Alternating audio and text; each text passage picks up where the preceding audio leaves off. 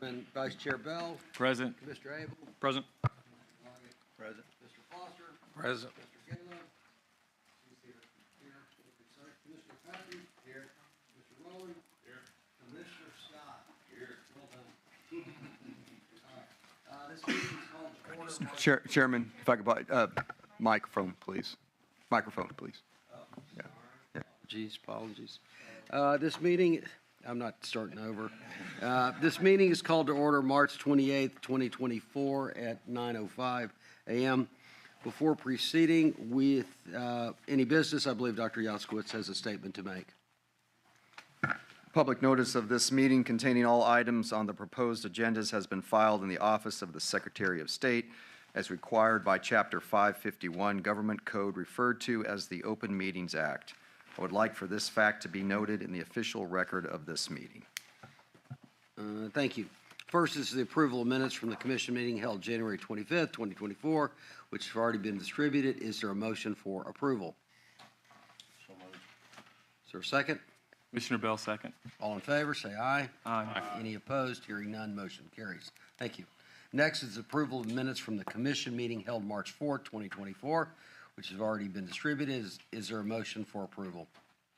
Is there a second? Abel, second. All in favor, please say aye. Aye. Any opposed? Hearing none, motion carries. Thank you. Next is the acknowledgement of the list of donations, which has already been distributed. Is there a motion for approval? So moved. Is there a second? Second. Foster. All in favor, please say aye. Aye. Any opposed? Hearing none, motion carries. And once again, thank you, all of the donors, for your gifts and contributions. It's greatly appreciated for the department. It's a big part of what we do, so thank you.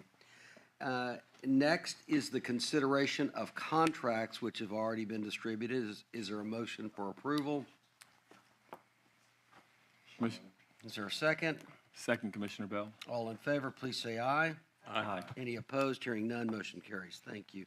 Now for the special recognitions, retirements, and service award presentation. Dr. Yaskowitz, please make the presentations.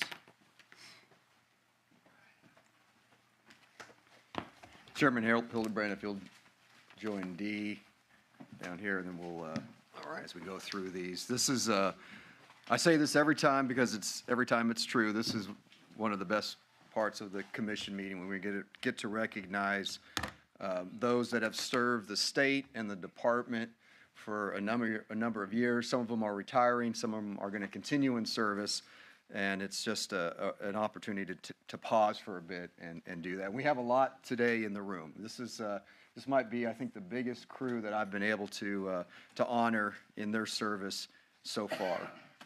So first off, every March meeting, we recognize the Shikar Safari Officer of the Year. And this year's Shikar Safari Officer of the Year is Dwayne Noble. Dwayne Noble is known for anything. It's his positive attitude and commitment to being the best he can be every day. Dwayne represents the true nature of the Texas Game Warden spirit, with an upbeat, optimistic personality that is contagious to fellow wardens and the public alike. Dwayne graduated from the 53rd Game Warden Academy in 2008 and was assigned to Gregg County, where he served that community as their warden until 2012. In 2012, Warden Noble transferred to Rains County, a little further west, where he continues to live. Dwayne has served Texas Parks and Wildlife with distinction for over 16 years and has made a vital impact everywhere he has traveled.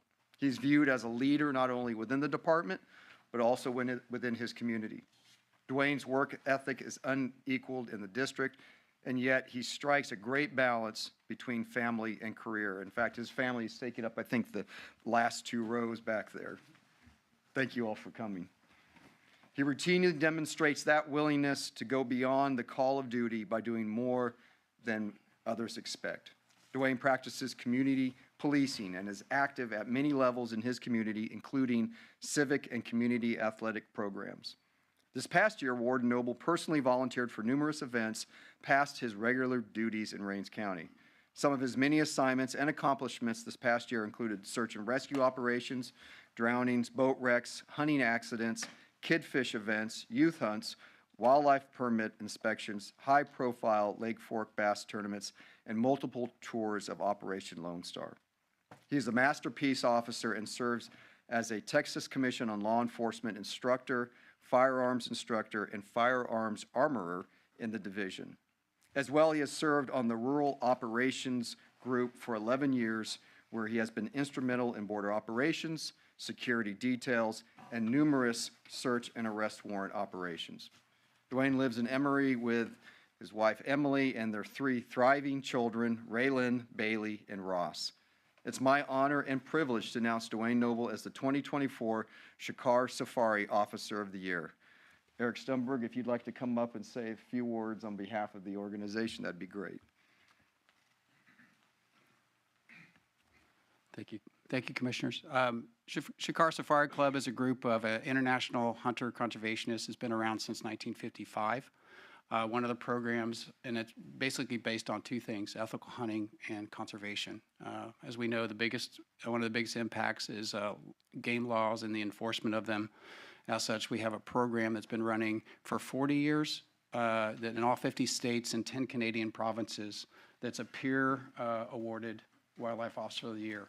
So Officer Noble is an MVP of Texas, and as we know, Texas Parks and Wildlife is the best Parks and Wildlife in North America, so you're the MVP of North America. So congratulations, and thank you.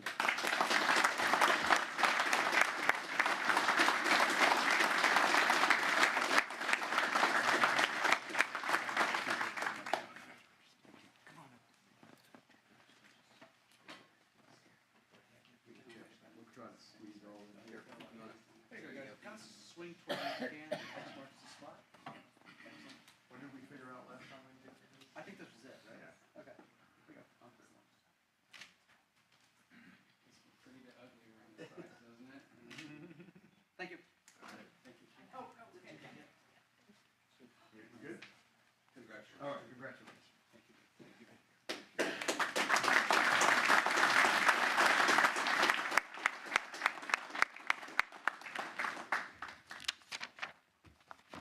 Next, we'd like to recognize a couple of individuals that are saying goodbye to their service to the state and to the department. The first one is Anthony Corcoran, who attended the 44th Texas Game Warden Academy in 1996. Anthony served with distinction at various assignments and stations, including Angelina, Montgomery, and Walker counties. His tireless efforts have made a significant impact on preserving the wildlife and ensuring the safety of our communities. Anthony's outstanding achievements, such as being awarded the National Wild Turkey Federation Game Warden of the Year in 2004, speak volumes about his professionalism and expertise in the field. His contributions have not only been recognized locally, but also nationally, reflecting a high regard in which he is held. His dedication to continuous learning and skill development is evident through his roles as a licensed Texas Commission on Law Enforcement instructor, national firearms instructor, simunitions instructor, Glock armorer, M4 armorer, and National Association of State Boating Law Administrators certified airboat operator. His commitment to excellence sets a remarkable example for his colleagues and future generations of game wardens. His unwavering dedication to duty has ensured the safety and well-being of our communities and wildlife in his selfless service and will be remembered and appreciated. Retired with 28 years of service to the state and the department, Anthony Corcoran.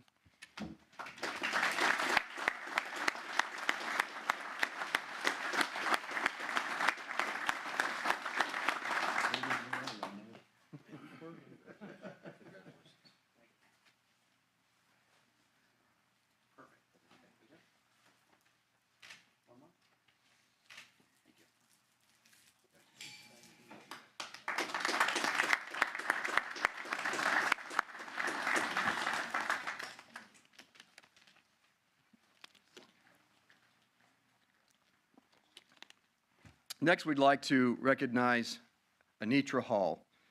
Anitra began her career with the Texas Parks and Wildlife Department in the Law Enforcement Division on November 1st, 2000. In 2015, Anitra transferred to State Parks Region 4. In 2020, Anitra became a certified Texas contract developer. She assisted in the implementation of the centralized accounting and payroll personnel system known as CAPS to us all, which is no small feat. Thank you, Anitra. Her contributions consisted of the development and maintenance of several parks, rebuilding the residence at Stephen F. Austin and Village Creek State Parks, and refurbishing both residences at Lake Livingston State Park. She was also involved in the repairs to Battleship Texas before its departure from the San Jacinto battleground. In 2023, she was an essential partner with American Youth Works to repair trails at Stephen F. Austin State Park and worked diligently to resurface and upgrade the basketball court at the park. Retired with 23 years of service to the state and to the department, Anitra Hill.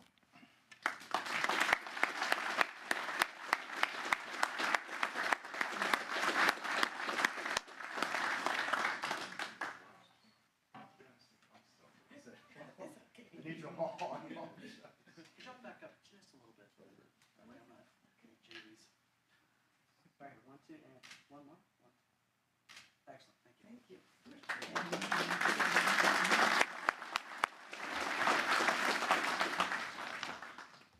Next, we'd like to recognize those that are still in service to the department and to the state. First is Hugh Glenwickle, who began his career Texas Parks and Wildlife Department as a volunteer at the A.E. Wood Fish Hatchery on September of 1992. In January of 1993, he was hired on as a fish and wildlife technician at A.E. Wood, where he served in that role until December of 1998 and was promoted to a biologist at the Old Jasper State Fish Hatchery. In 2003, Hugh transferred back to A.E. Wood as a biologist and has continued to work at the hatchery since that time. During his tenure with the department, Hugh has been responsible for developing many protocols and innovations that are used by the hatchery system today. Hugh has been responsible for writing culture manuals that are used in our hatcheries and is especially skilled in the culture of largemouth bass. Over his career, Hugh has been responsible for rearing and stocking of millions of sport fish in the public waters of Texas. With 30 years of service, Hugh Glenwickle.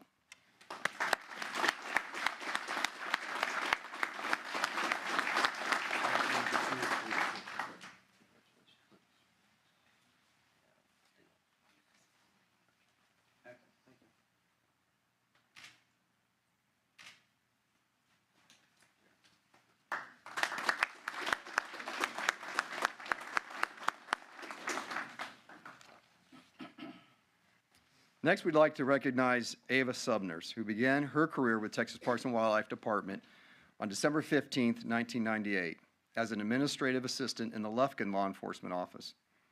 Ava has always strived to assist Region 3 game wardens and supervisors with administrative tasks. She has been, in her words, mother hen to all her game wardens and supervisors. Ava has assisted all 4 district offices within Region 3 in streamlining procedures to ensure the highest level of accountability and consistency in each office.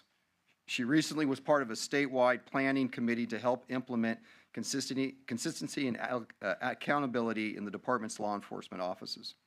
She has a servant's heart for the public, game wardens, supervisor, and other personnel. She will do whatever it takes to deliver the best customer service and make sure that no need goes unmet. Ava is a valuable team leader to all. Among Ava's greatest accomplishment is her dedication to her family. With 25 years of service, Ava Sumners.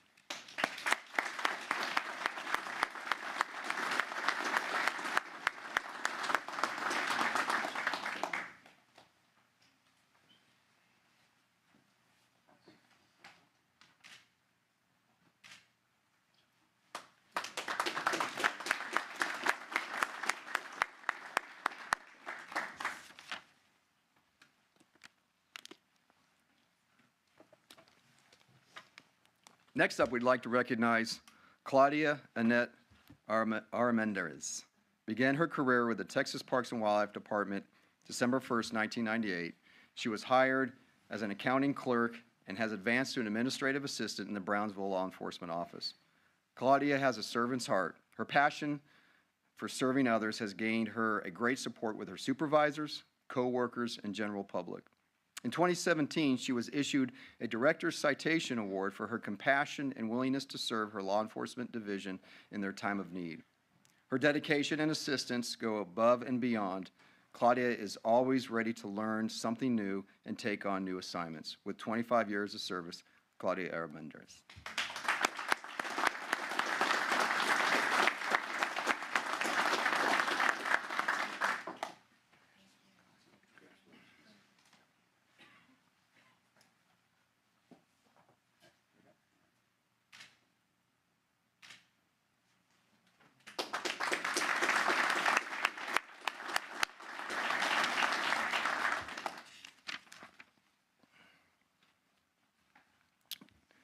Being from Flower Bluff, just outside of Corpus Christi, or inside of Corpus Christi, depends on how you look at that, Mike Feltz aspired from an early age to work for Texas Parks and Wildlife Department. As he watched the redfish wars unfold in the 70s and 80s, he knew he wanted to make a difference. On January 8th, 1999, Mike joined the department in the state's park division at Mustang Island State Park. And in 2003, he accepted a position at the CCA Marine Development Center, or hatchery, in Flower Bluff. In Mike's tenure at the Marine Development Center, he has been part of a team which has raised over 200 million red drum, spotted sea trout, and southern flounder that have been stocked into our bays and estuaries. Mike has personally stocked 17 million of these, and he has counted every one. In 2007, Mike was part of the Green Sea Turtle Rescue Team that was awarded the Outstanding Team Award at the Employee Recognitions Awards. Aside from the fish culture, Mike oversees all maintenance projects at the hatchery without outsourcing many of these. In fact, he showed off, I was there a couple weeks ago, showed off a nice new tank to transfer our stockings. He has been intimately involved with many infrastructure projects at the Marine Development Center, working alongside the infrastructure division and private contractors. Throughout his career, Mike has been a great mentor to many at the hatchery, technicians, and biologists. With 25 years of service, Mike Feltz.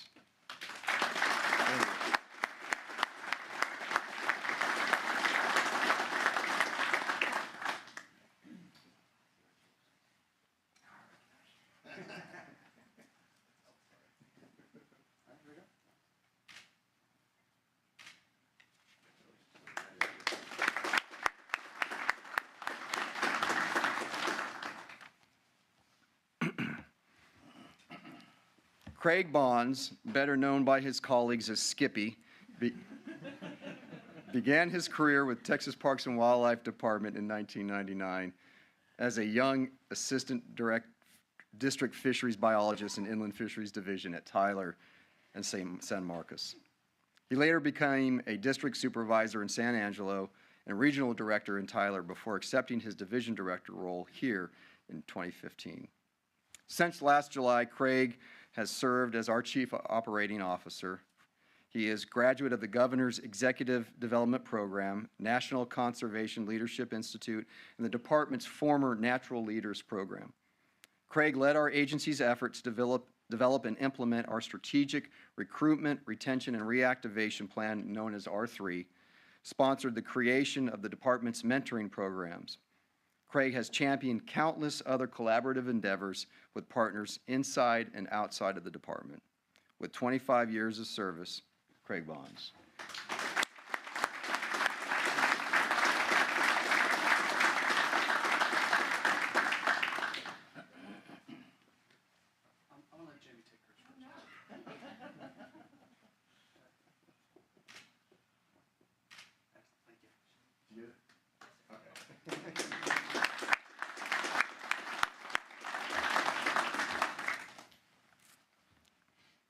Next, we'd like to recognize Nathan Reynolds, who began his career with the department in June of 1994 with a summer internship at Possum Kingdom State Fish Hatchery. Passionate about providing outdoor recreational opportunities, Nathan temporarily ventured beyond the department, only to return back in March 2004 as a fisheries technician at A.E. Wood State Fish Hatchery. Over the next 16 years with the Inland Fisheries Division, Nathan consistently contributed to the department's success with his aquaculture knowledge and expertise in maintenance and repair of plumbing, electrical, and mechanical systems. Nathan chose to pivot his career focus, joining the State Parks Division as the maintenance supervisor at Bastrop State Park. In August 2023, Nathan was promoted to superintendent at Palmetto State Park, where he continues to refine his management skills, spearheading park administration and operation efforts. With 20 years of service, Nathan Reynolds.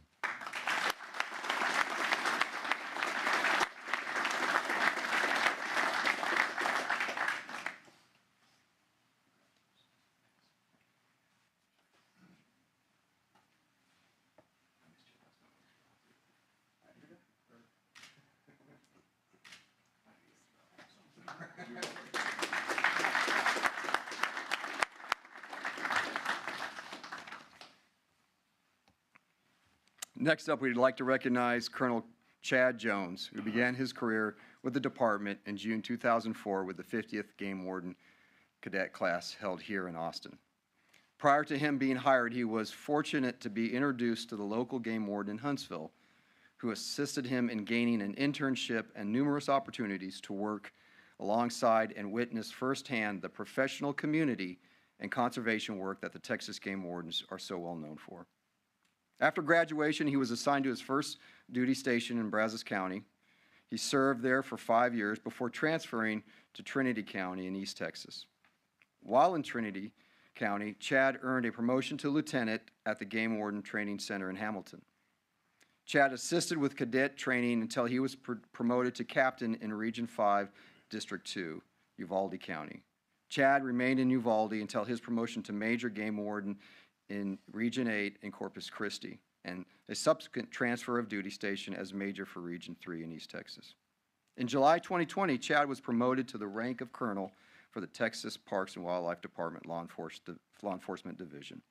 With 20 years of service to the state and to the department, Colonel Chad Jones.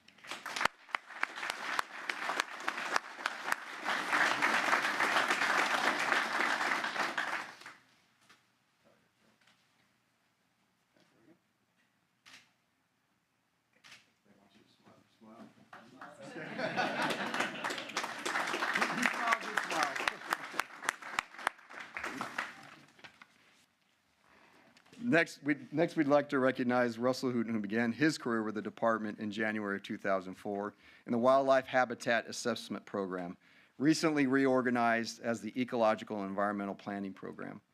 During his tenure with the program, he has reviewed and commented on over 4,000 proposed development projects in South Texas, providing comments and recommendation on each to help conserve the state's fish and wildlife resources.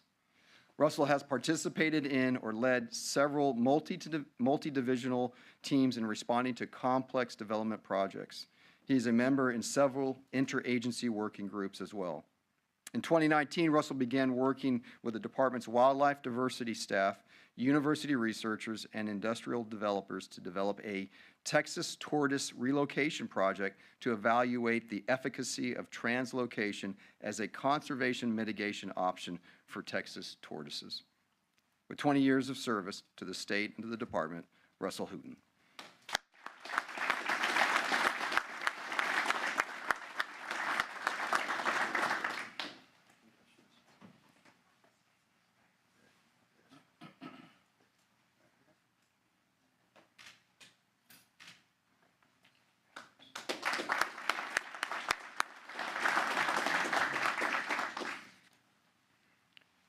Next, we'd like to recognize Johnny Heaton.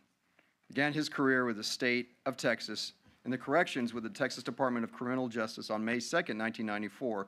While working there, he earned a Bachelor's of Business Administration from Sam Houston State University.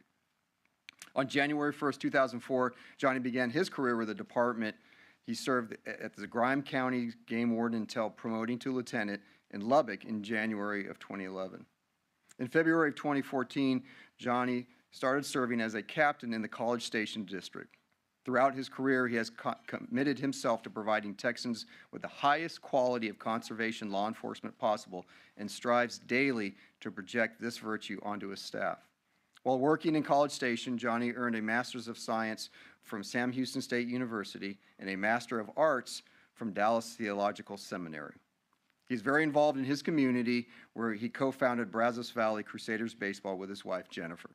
With 20 years of service to Texas in the department, Johnny Heaton.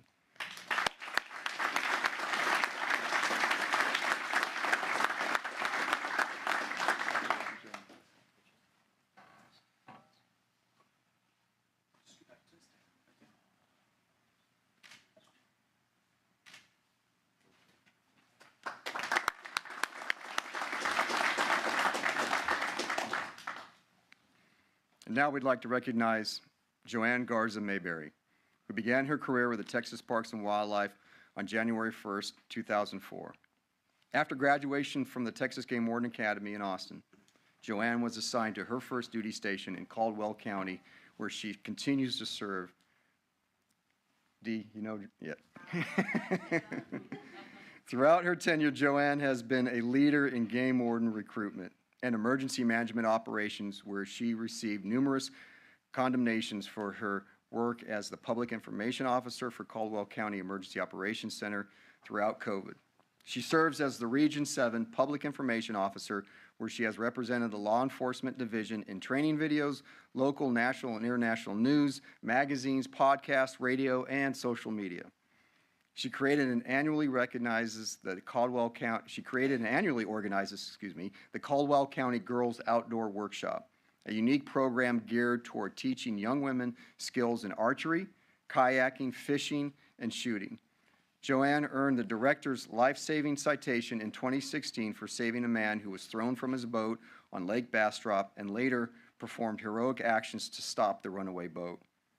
In 2021, Joanne was awarded the Best Police Officer in Caldwell County, that honor from the Lockhart Post-Register. With 20 years of service, Joanne Garza Mayberry.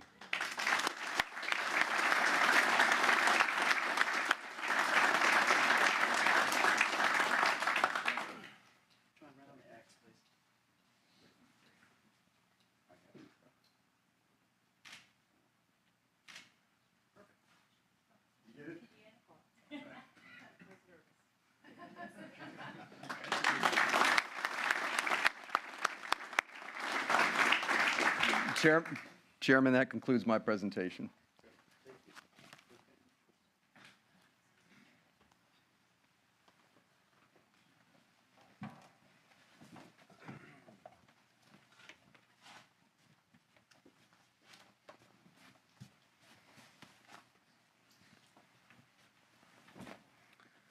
Thank you, Dr. Jaskowitz, and thank you and congratulations to all the honorees. You sit there, I say this many times, you sit there and you look at the plaque and you see 20, 25, 30 years, and you know, it's easy just to pass that by quickly, but I mean, that's a lifetime of work, and I cannot tell you how much we appreciate the dedication and service to the department. You guys are fantastic, so thank you very much. All right.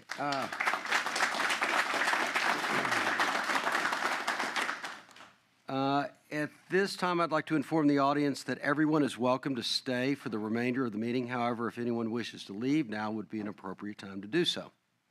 Thank you for coming, all of you, family as well.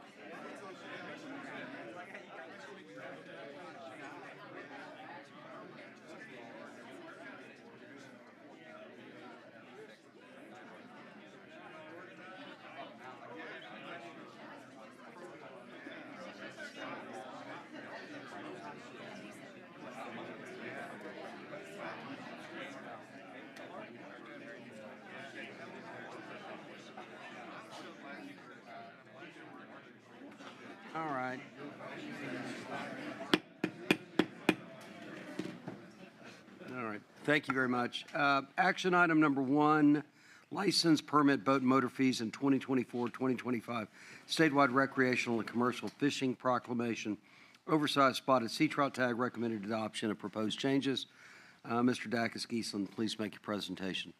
Good morning and happy opening day of Major League Baseball, Mr. Chairman, Commissioners, Dr. Go Asker. Yaskowitz. For the record, my name is Dacus-Geeslin. I serve as our Deputy Director in the Coastal Fisheries Division. Today I bring you a proposal for spotted sea trout regulations specifically related to that tag and associated fee. And today I'll really try to articulate the changes or modifications made to that proposal that we discussed yesterday in our work session. So just as a reminder, the current regulations that went into effect on Tuesday as a result of that January commission meeting and following action, the current regulations we have at this moment include a 3-fish daily bag limit, a 15 to 20 inch slot limit, and the allowance of 1 oversized trout greater than 30 inches as part of that daily bag. That's what we have into effect, and those will remain, assuming the proposal is adopted as is, those will remain in effect until September 1.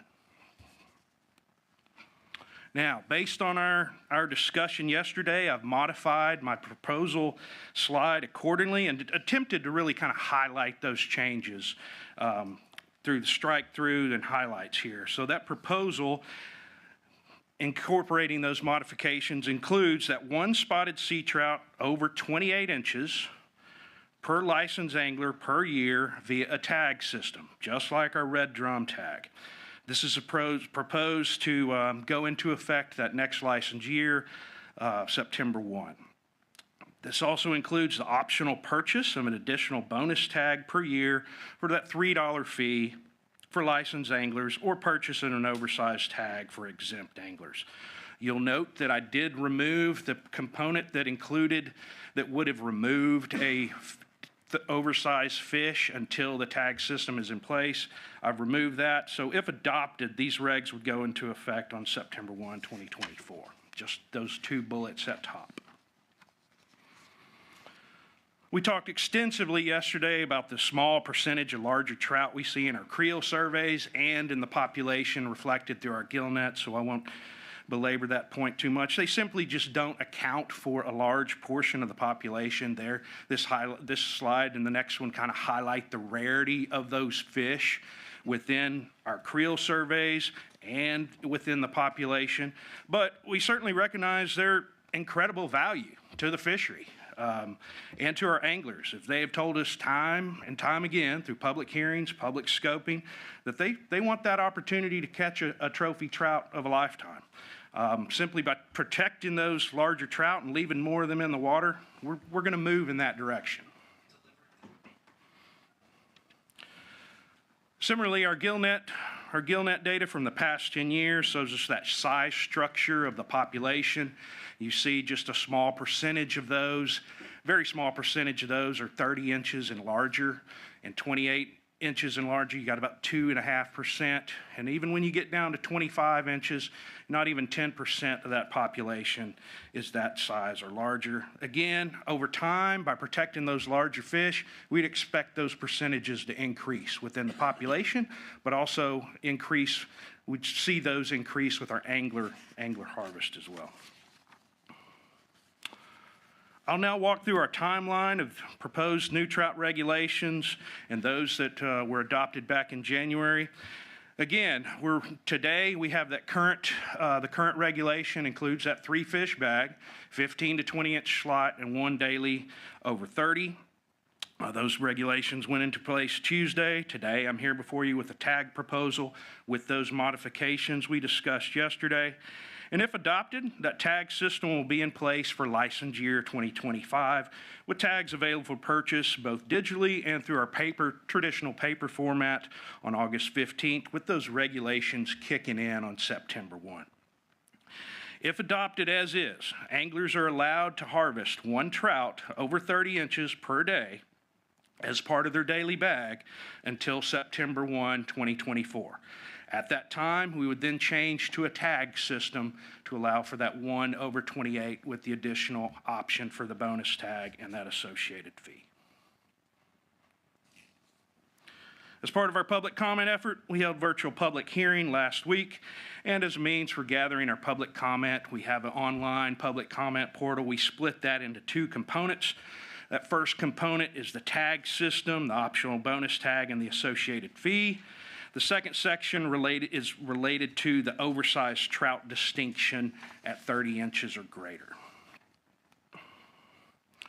So as of yesterday at 3 p.m., we've received 916 public comments. You'll see, and this is specific to the tag and the fee. We've got 47% of those in agreement, 39% of those oppose the proposal, and they suggest no tag, no oversized harvest, no bonus tag. The tag fee should be higher, and again, government overreach. 14% of those that commented on this remained neutral.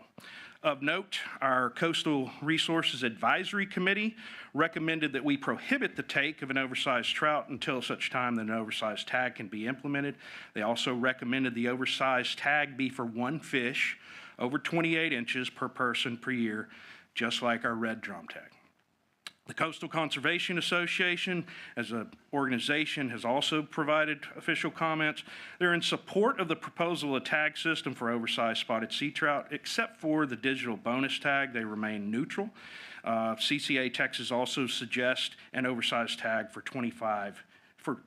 trout 25 inches or greater.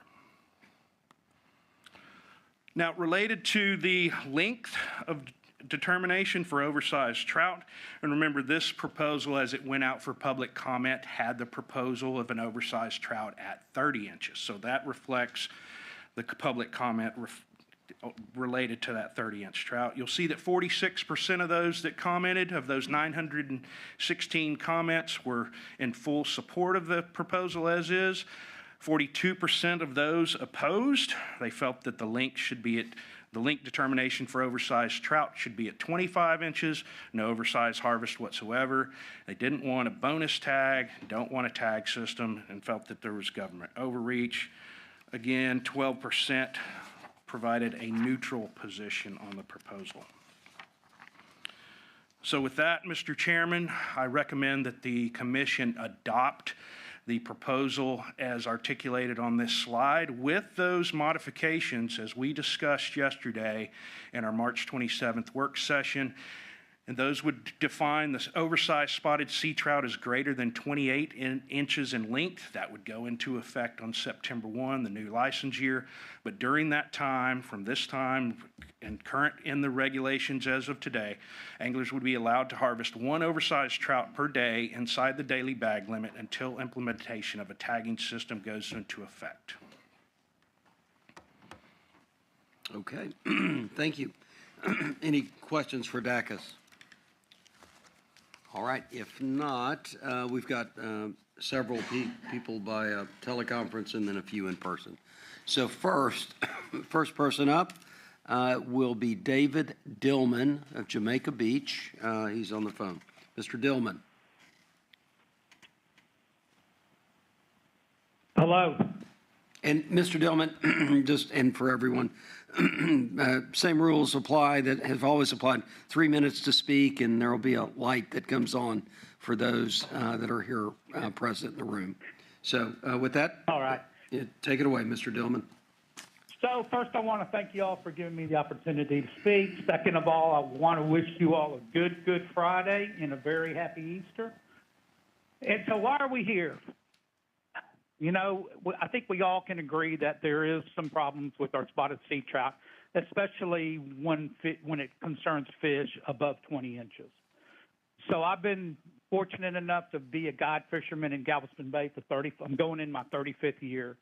I've got 2 more years till I reach 65, so I just want to get there so I can get my, whatever it is, the government insurance.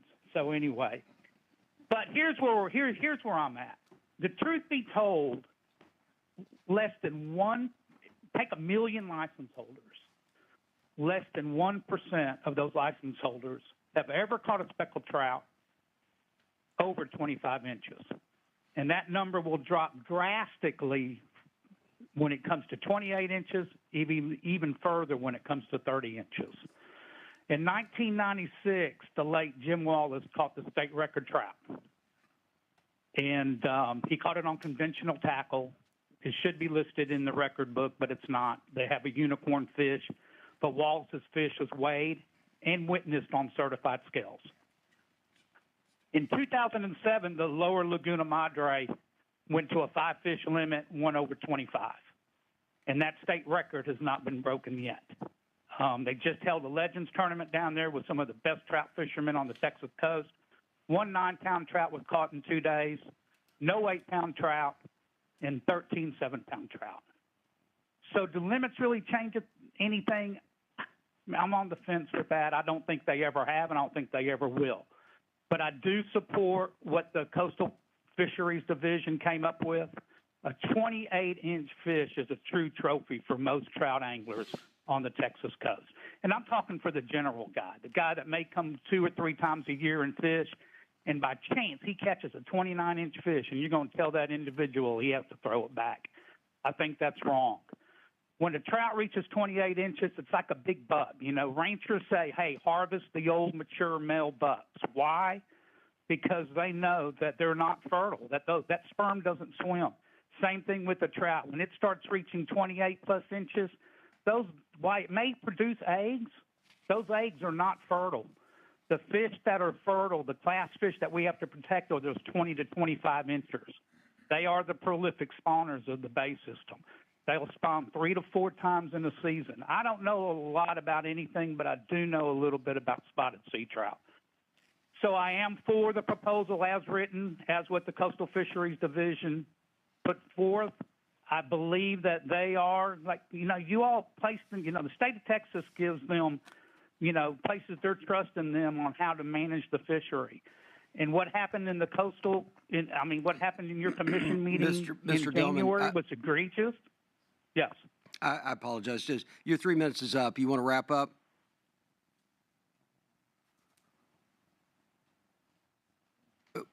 All right. Well, thank you for your comments. We certainly appreciate it very much. Next up is David Rousey of Corpus. David, Mr. Rousey. Mr. Rousey, if you are on the line, please press #2 to identify yourself. Mr. Rousey is currently not dialed into the phone line.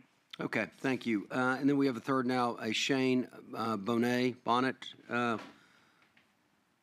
If Mr. Bonnet, if you're on the phone. Oh, in person. Okay, sorry. Okay. Oh, good morning, Mr. Chairman and Commissioners. My name is Shane Bonneau, and I'm here to speak on behalf of CCA Texas. First off, I want to thank the Commission and Department staff for all of the time and energy spent on this subject, especially over the last 7 months. Think back to last August during the annual public hearing. You guys listened to comments from anglers all the way to today's decision. Staff has conducted 6 public scoping meetings up and down the coast, from Port Arthur to down south in Harlingen, sent out over 10,000 surveys, email surveys to the public, has reached out through public hearings, again, all across the coast, conducted online and virtual scoping and public hearings. So a tremendous amount of work has been conducted by the staff to get us to this point. And all the while, they're doing their normal day-to-day operations of managing our fishery. So much appreciation is extended to them. At the same time, you guys have reviewed the information and listened to public feedback and developed the proposal that was on the screen today, balancing conservation and opportunity. And it's those 2 words, conservation and opportunity, are why CCA Texas has maintained the position of setting the tag limit at 25 inches or greater. Anglers in Sabine Lake and Galveston Bay don't encounter large trout as often as those on the lower coast do.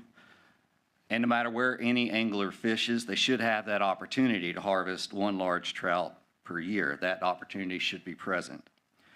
You put a great deal of thought into the motion that's before you this morning, into developing this program, and you've done so with that balanced approach. And this current proposal also envelops the KISS principle. And while there's no perfect answer, there is value in keeping it simple. And so we appreciate your thoughts to get us to this point where we're at this morning. Thanks for your actions last January and your continued actions today. We look forward to what the trout fishery holds in the future. Thank you. Great. Thank you very much, Shane. All right. With that, I'll just say anecdotally, some friends of mine were on a fishing trip this weekend in Baffin Bay, and they caught a 28.5 and a 29-inch trout, which is quite amazing in one trip. So I think we're doing something right, hopefully. So with that, is there a motion for approval? Able, so moved. Is there a second? All in favor, please say aye. Aye. Any opposed? Hearing none, motion carries. Thank you. That's been a long process, so, but good regulation. Thank you. All right. Action item number 2, 2024-2025 statewide hunting and migratory game bird proclamation.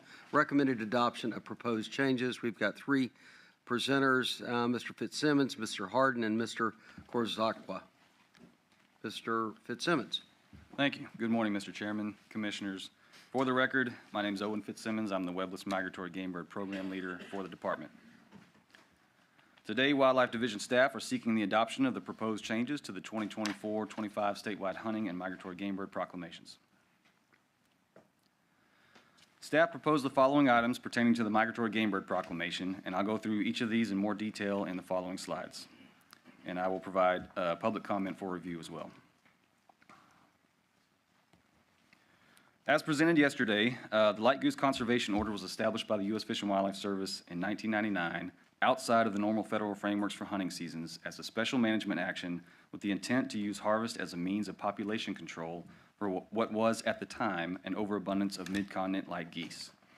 Given the current rapid and substantial decline of the overall population of mid-continent light geese, along with the continual decline in the number of light geese that winter in Texas, staff view this as a serious resource issue that requires immediate attention to conserve and recover this valuable state resource. Staff held 2 public scoping sessions in November for public input, the results of which were presented in the January Commission meeting, and based on that feedback and the unanimous support of our Migratory Game Bird Technical and Advisory Committees, staff proposed the following changes. The elimination of the Light Goose Conservation Order in Texas, decreasing the daily bag limit from 10 to 5 during the regular season, standardizing the possession limit to 3 times the daily bag limit for consistency with all other migratory game birds, and extending the regular hunting season by 19 days into February in the eastern zone for geese. On the proposal to eliminate the Light Goose Conservation Order, as of this morning, we've received 300 total online responses. We've also received 1 letter opposing. We've received 1 letter this morning strongly in support, and we've received 2 emails, 1 in support and 1 in opposition. Total, we've got about 26% in support and 74% that disagree. Many of those who disagreed commented about a loss of opportunity. Staff view the elimination of the conservation order as part of a package of proposals designed to reduce hunting exposure and pressure on a rapidly declining resource that has had little to no reprieve from continuous hunting pressure for 25 years. The days of opportunity lost by the elimination of the conservation order would be offset to the extent possible by the 19-day increase in the regular season in the eastern zone, which would result in a full 107-day regular season, which is the maximum allowed for any migratory game bird under federal frameworks. We've also had several comments stating that this proposal is unnecessary as the reason for the decline in wintering geese in Texas is habitat related. Staff agree that loss of habitat was a significant factor in the decline, but it was exacerbated greatly by the continued high level of hunting pressure and exposure on light geese in Texas while this habitat footprint was shrinking over the past 2 decades. Again, this proposal is part of a package designed to reduce hunting pressure on the remaining wintering geese while minimizing a loss of days of opportunity. And also, as noted yesterday, there's still a lot of misinformation that this population of light geese remains overabundant and needs to be reduced, which is simply not true. On the proposal to reduce the bag limit from 10 to 5, we've received a total of 295 online responses and 1 email in support, 32% in support total, with 68% in disagreement. Comments primarily revolved around reduced hunting participation, and again, this proposal is part of a package designed to reduce hunting pressure while minimizing a loss of days of opportunity, and also, again, several comments that the population remains overabundant. On the proposal to standardize the possession limit to 3 times the daily bag limit, so far we've received 243 online responses and 1 email in support, which puts us at a total of 70% in support and 30% that disagree. We had a couple of comments that agreed with this if the conservation order is eliminated, and we had a couple of comments, again, that the population remains overabundant. And then finally, the proposal to extend 19 days in the eastern zone during the regular season. We had 263 total online responses, including 1 email in support. 54% agree, 46% disagree, and I'd like to note that about a quarter of the comments that disagreed were not germane to this proposal. And for these, we received a number of comments relating to season structure and timing, as well as several that agreed with this proposal if the conservation order is eliminated, but did not want to see the conservation order eliminated. We also received comments that extending the season would be no different than keeping the conservation order in place. Staff feels strongly that the extremely liberalized regulations in the conservation order are counterproductive to the recovery and long-term conservation of wintering light geese in Texas, and moving to standard federal frameworks will yield a positive long-term impact. Moving on to dark geese, as a result of new information from research, greater white-fronted geese do not appear to have a high fidelity to wintering areas and have expanded their range in parts of Texas. Thus, a restriction on daily bag limits for this species in the western zone in Texas was removed from the cooperative management plan for the mid-continent population of greater white-fronted geese.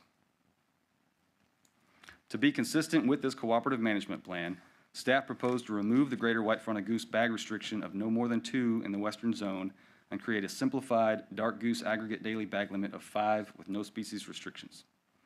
And this slide illustrates that change. To date, we've received 264 total responses, 60% in support, 40% that disagree. Those that disagree, primarily, the comments revolved around making the daily bag would be too high and it would result in too much pressure, and we had several comments that the bag should be the same in both the eastern and the western zones. The proposal regarding Mexican ducks, staff recommend amending state regulations to make them consistent with federal regulations by reducing the term Mexican-like to Mexican. Dusky ducks will then be defined as mottled ducks, Mexican ducks, black ducks, and their hybrids. So far on this, we've received 186 total responses, 81% in agreement, 19% that disagree. The majority of those who disagreed misunderstood the proposal. Staff proposed changes to the season structure for the special white-winged dove area, pictured here in yellow. Due to this year's calendar progression, staff recommend the dates in yellow for the special white-winged dove season to remain consistent with providing as much hunting opportunity as possible during this special season prior to the regular season opening on September 14th, as shown in gray. As of this morning, we've received 169 total online responses and 1 email in support. 86% of these comments agree and 14% disagree. Those that disagreed, we had a couple of comments that the special white-winged dove days should open on the first Friday of September every year. We did have a comment that it should open the first full weekend of September every year. And we did have a few comments that came in yesterday that we should add the September 3rd, which would be a Tuesday, onto the front part of this to have two continuous 2 3-day weekends before September 14th. Then for the North Dove Zone, staff proposed moving a week at the beginning of the second segment to the end of the second segment for more hunter opportunity when people are off work and school for the holidays. We've received 156 total responses online, including 1 email in support. 77% agree with this and 23% disagree in whole or in part. The majority of the comments in disagreement were not germane due to misunderstanding of the proposal, and several disagreed because of a perceived conflict with deer and waterfowl seasons. For all other migratory game birds, staff are proposing calendar progression and no changes to seasons and regulations. For doves, we received 199 total responses and 1 email in support, putting that at 81% of those commenters in support and 19% that disagree. For webless migratory game bird seasons, we've received 181 total responses, including 1 email in support, 87% in agreement, 13% disagree. For goose seasons, general goose seasons calendar shift, we've received 233 responses, 1 email in support, 83% agree, 17% disagree.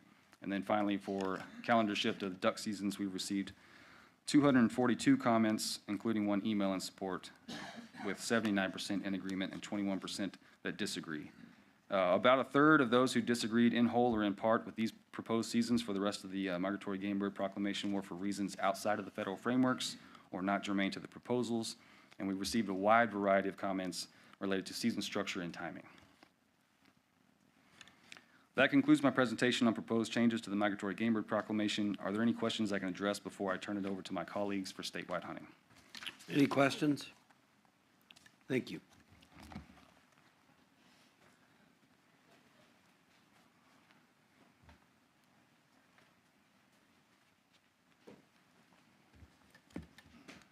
Good morning, Mr. Chairman, Commissioners. For the record, my name is Jason Harden. I'm the Wild Turkey Program Leader for the Wildlife Division.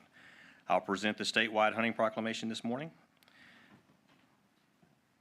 Staff proposed the following changes to the statewide hunting proclamation, including statewide mandatory reporting for wild turkey hunting, removing wild turkey subspecies from regulations more geographically based, changing wild turkey hunting regulations in select counties, and closing additional counties or parts of counties to wild turkey hunting.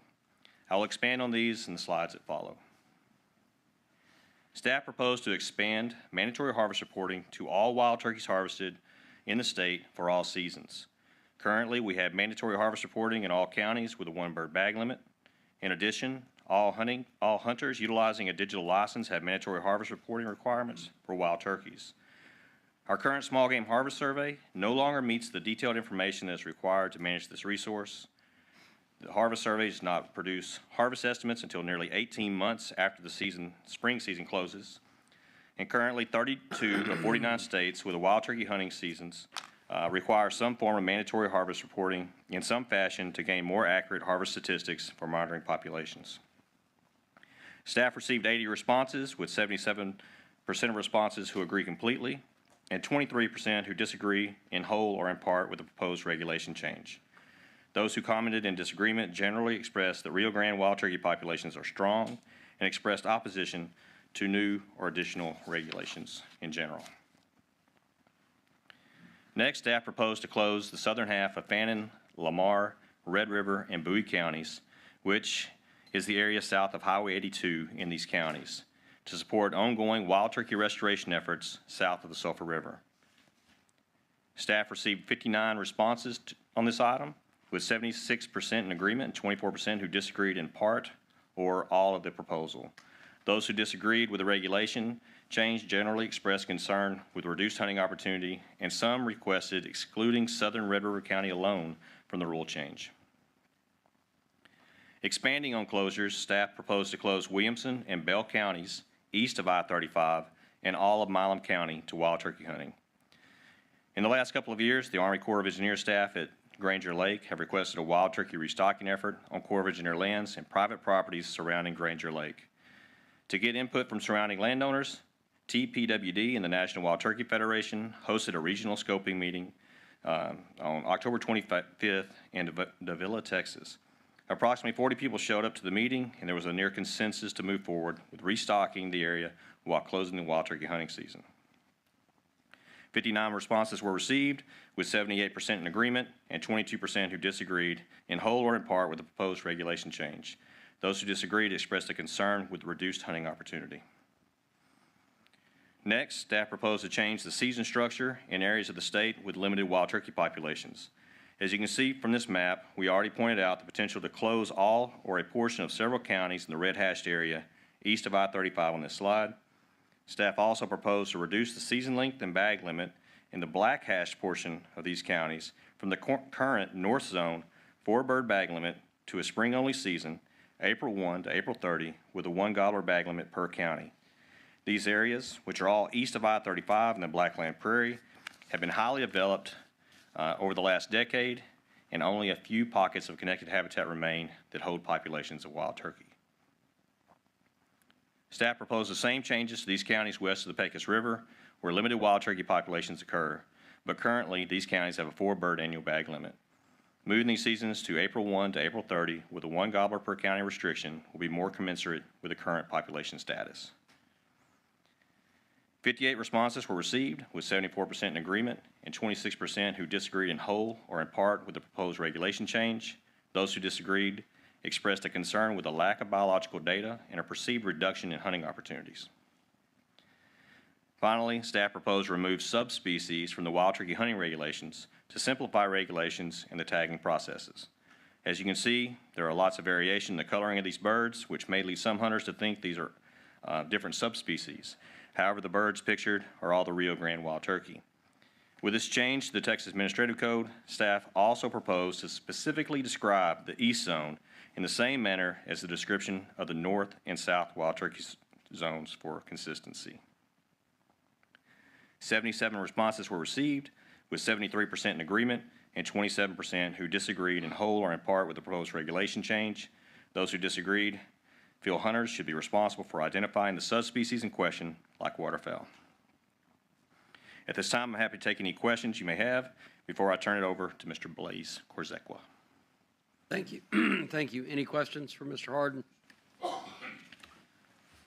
Thank you. Mr. Korzekwa?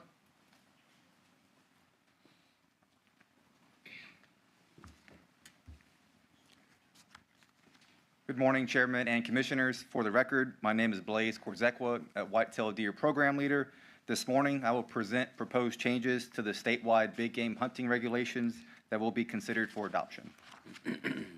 The first proposal is to adjust the desert bighorn sheep season. Currently, the season runs from September 1st through July 31st.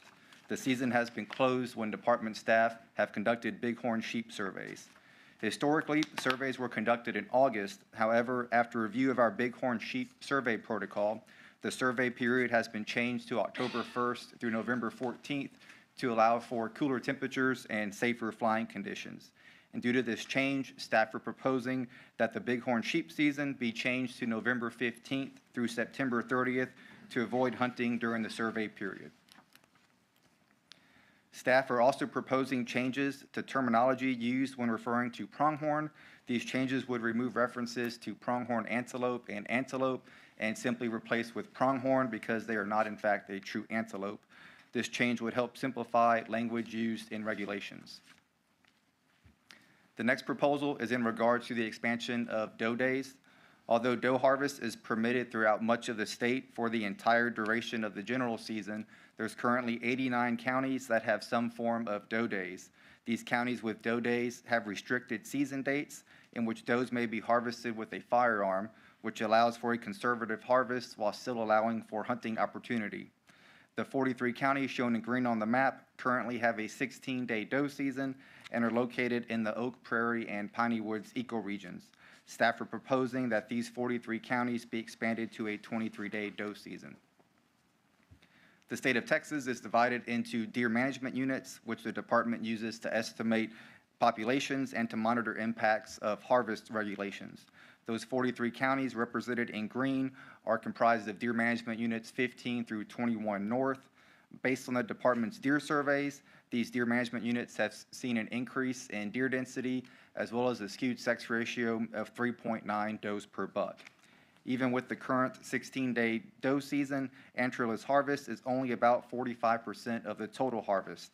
Staff have also received feedback from hunters, landowners, and farmers that have voiced their concern with the increasing deer population. Many farmers on the western edge of these 43 counties have voiced concern over an increase in crop damage. These same hunters, landowners, and farmers have also requested an increase in doe days.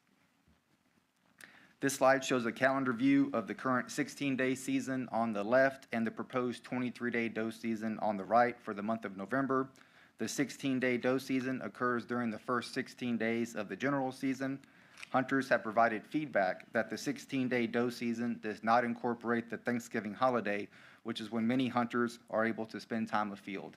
The proposed 23-day doe season would incorporate the Thanksgiving holiday and would run from the opening Saturday of general season through the Sunday following Thanksgiving. The additional days added are shown in orange on the calendar. Although it's called a 23-day doe season, due to calendar progression and the week that Thanksgiving actually occurs on, some years may extend slightly longer than 23 days. The bag limit in these 43 counties will still remain at 2 antlers deer all seasons combined. The next proposal is the modification of rules regarding the method of take for youth harvest of branched antlered bucks on properties enrolled in the Managed Lands Deer Program harvest option.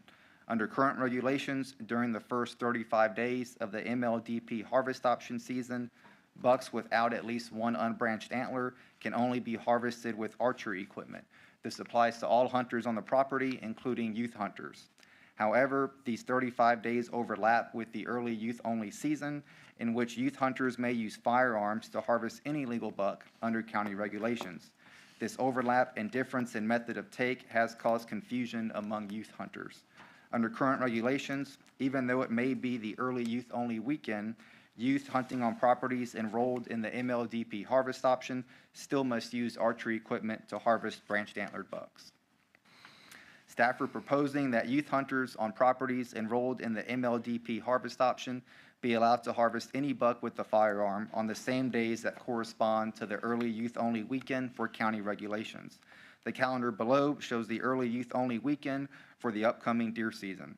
Because harvest option tags are regulated and issued by the department, there's no consequences of allowing youth on these properties to harvest bucks with a firearm on the same day that is already allowed for all other properties.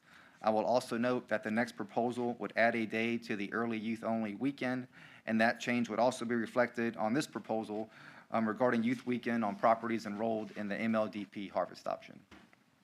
Lastly, staff are proposing that the early youth-only seasons in the fall include Friday for white-tailed deer, squirrels, and wild turkey.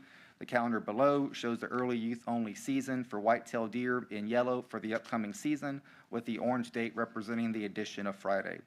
Based on the department's harvest and survey data, hunting pressure from youth hunters is low, and the addition of Friday would provide additional hunting opportunity and have little to no impact on the population.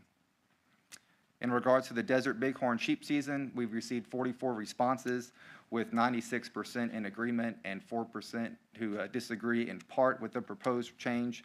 Reasons cited for disagreement were not germane. In regards to the changes in pronghorn terminology, we've received 49 responses, with 90% in agreement and 10% who disagreed in whole or in part with the proposed regulation change. Reasons cited for disagreement were not germane. In regards to the expansion of doe days, we received 91 responses, with 89% in agreement and 11% who disagreed in whole or in part with the proposed regulation change. Reasons cited for disagreement included too much hunting pressure and other comments that were not germane. In regards to the MLDP harvest option, we received 75 responses, with 91% in agreement and 9% who disagreed in whole or in part with the proposed change. Reasons cited for disagreement were not germane. In regards to the fall youth-only seasons, we received 92 responses, with 87% in agreement and 13% who disagreed in whole or in part with the proposed change.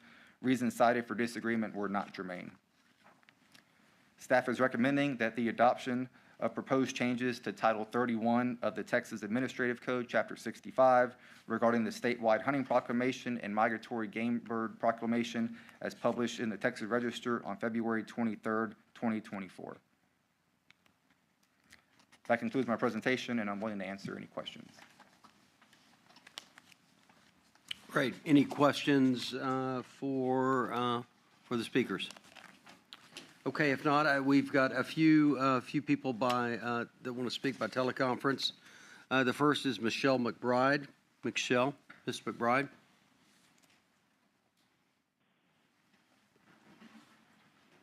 I am Michelle McBride, a businesswoman, a grandma, a sixth-generation birthright descendant of some of Kerr and surrounding counties' original pioneer stock, dating back to before appointment of offices in 1856. I stand against action item number 2. On basis of opinion, first order of business must be the necessary requirement of immediate action needed on 5 provisions listed as tabled, not postponed, from action item number 5 during November's commission meeting, formally presented as statewide carcass disposal, movement restrictions, also titled as amendments to disease management and response regulations, contained and recently updated February 21st, 2024, Chapter 65, Wildlife, Subchapter B, Disease Detection and Response, proposed for action today in item number 2 by pronghorn antelope name change and reclassification. In my opinion, proposed statewide hunting proclamation and a non-native species specific third part deer with first part listed as antelope is being used to interject tabled provisions to achieve action. When rules are hindering game wardens' abilities of enforcement and proposal preamble mentions zoonotic potential, yet no focus is given, there is valid reason for concern. By adoption of action item number 2, I believe skepticism of department's regulations will increase by the people of Texas. The creation of more confusion about chronic wasting diseases regulations based on fear TPWD is depleting cervid species contradicts with the greed needed, season extensions. Disruption of wildlife to hunting balance by elimination of hunting desert bighorn sheep during peak breeding season and removal of subspecies distinctions from turkeys. We're seeing the beginnings of increased escalation and zoonotic potential I've forewarned of for years, with detriments to landowners, hunters, and to follow, processors, taxidermists, and eventually mom and pop found in grocery, lumber, and hardware stores. Thank you, Commissioners, for hearing me. I invite all to pray with me for God's will in seeking resolve. Thank you. Thank you, Ms. McBride. Ms. Bonnie Elbert. Ms. Bonnie Elbert, if you are on the phone line, please press pound 2 to identify yourself. Ms. Bonnie Elbert is not on the phone. All right. Mr. Craig Estes. Mr. Estes, please press pound 2 to identify yourself. Mr. Estes is not on the phone. Mr. Cole Edwards.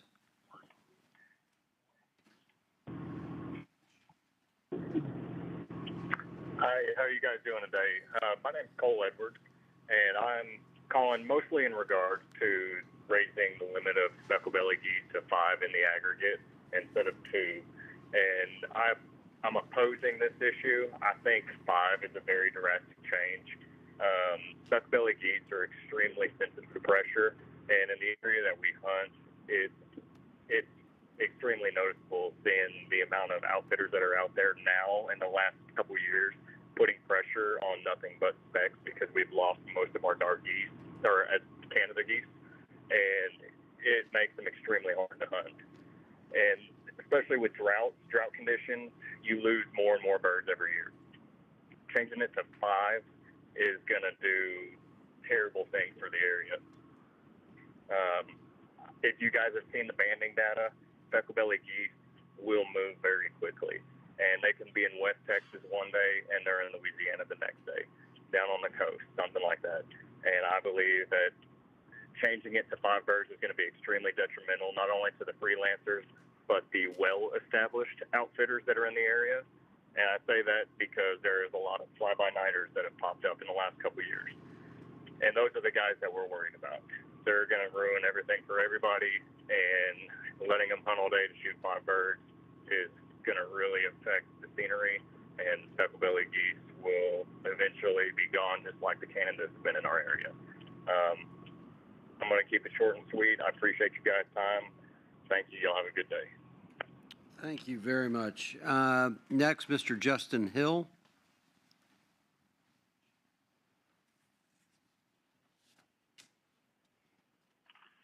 Good morning. My name is Justin Hill. I was raised in a farming family here in Haskell, Texas. I actually harvested my first goose back in 1988 with my lifetime waterfowler grandfather. Since then, I have owned and operated guided outfitting since 1998. I, along with my partner, which is retired Senator Craig Estes, own the largest WRP program in North and West Texas. Tens of thousands of dollars of personal money have been spent to win an easement from windmill companies providing a 5-mile buffer protecting our roost lakes. I have firsthand helped with a collaring project in West Texas for several years that provided the data showing these specks moved more laterally than expected. Almost every bird captured and collared in West Texas came off the places I own or lease. I only tell all of you this so that you know how vested I am in preserving the hunting history we have in this part of West Texas. We spoke to the advisory committee only to be told it wasn't discussed and it was a waste of our time. The decisions were made. This is not what this committee is for, and I feel it's important that you hear from people directly affected. I've been here through the peaks and lows of migrations, unfortunately, since the droughts of 11 and 12.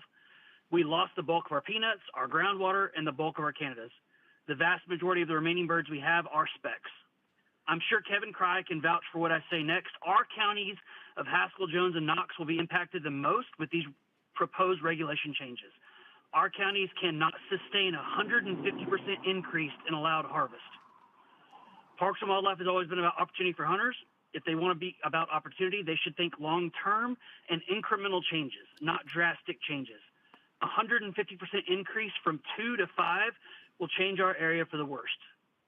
Changing the limit to 5 only simplifies regulation, but it does not mean it's the best thing for West Texas.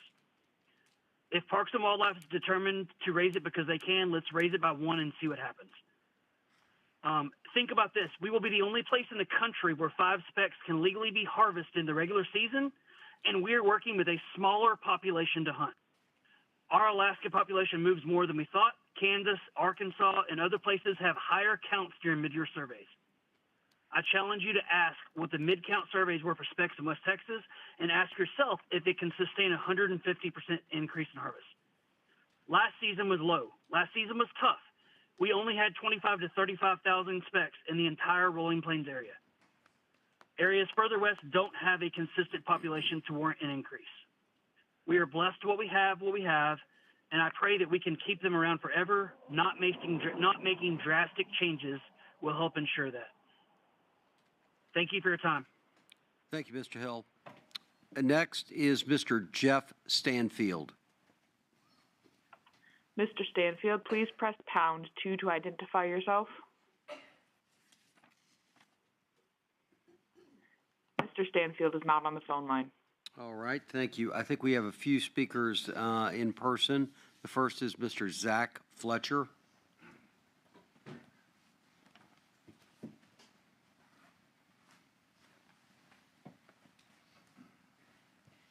Good morning, Commissioners. Thank you for offering me the chance to speak. I'm just your average Joe goose hunter, not a hunting guide. I'm here today to voice my opinion regarding the proposal to eliminate the light goose conservation order in Texas.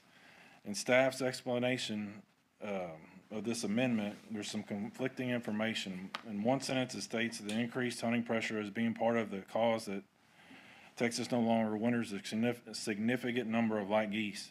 Then 2 sentences later, it states department data indicate that the participation levels and harvests associated with the light goose conservation order has declined by over 90% since its inception. So which one is it? Does staff want to close it because of hunting pressure, or the lack of participation? I feel that the participation or lack thereof and/or success should not be a reason to end the conservation order. I do understand that the light goose conservation order was implemented as a tool and not as a season or to increase the hunting opportunity, but in a sense it has provided just that. I would personally not like to see the opportunity go away, even if there was added restrictions like a bag limit or plugged guns. Staff claims the elimination of the light goose conservation order is expected to stabilize and possibly reverse the downward trends in Texas. I've yet to see the science behind that statement. U.S. Fish and Wildlife biologists and Texas Parks and Wildlife staff have stated multiple times The hunter harvest does not impact the overall survival or population of the geese in Texas.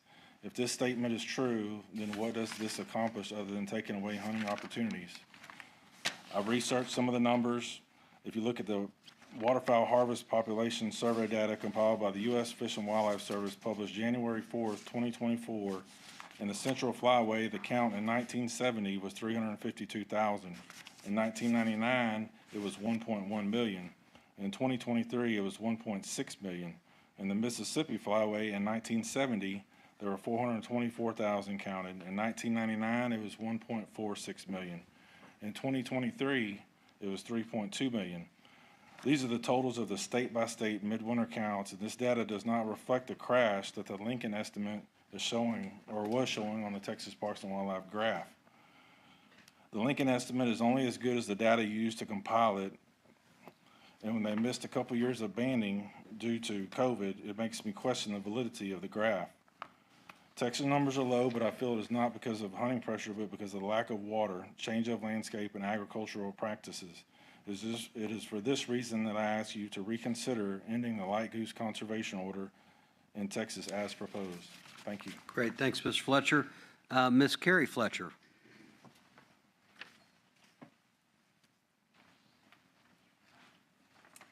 Good morning. Morning. I come to you today as a wife, a mom, and a friend of avid goose hunters. I've listened to multiple conversations around the proposed ending of the light goose conservation order. My family's feelings are that staff want to close this because of moral and ethical versus data. If that's the case, be transparent. Say that that's the reason. I can tell you from hearing all these conversations in the groups that my husband hunts with that they have the utmost respect for snow geese traditions and the traditions of goose hunting. His group has issues with how the birds are treated in other states. He often says that bird did not fly all the way down here just to get shot and not ate, right? That's not the reason it came down here. How the birds are being treated in other areas is a problem. By harvesting 300 and 400 geese, I don't think that that's the reason that there's an issue. When in northern states, you have groups killing 500 in a day by jump shooting. He spends a lot of time and effort sharing the sport with others. Trust me, he has gone a lot. I think the only person in our family that enjoys goose hunting more than my husband is our Chesapeake Bay Retrievers. My nieces and nephews ask for goose at Thanksgiving and Christmas. It is something that is a part of our family history, and we would like for this to continue. During the LGCO, it is often a good time to take both new and old out to experience goose hunting. The weather is usually better during this time, and the electronic call actually increased the chances of decoying geese, making for a successful hunt. And listening to y'all's discussion yesterday, I think that y'all have some of the same questions that we have. If the participation in the harvest are so low, then how is it going to make a difference? If it is a moral or ethical issue, leave the opportunity there and just add restrictions around it. I think if you had open conversations with hunters in Texas, you will find that the majority of them respect the birds enough that if the science showed that this would make a difference, they would be 100% for it. How will ending this in Texas make an impact when none of the other states are planning on ending it as well? Ultimately, I don't think that ending the light goose conservation order only in Texas is going to give Texas Parks and Wildlife staff the results that they think that they're going to get. Thank you for your time. Thank you very much.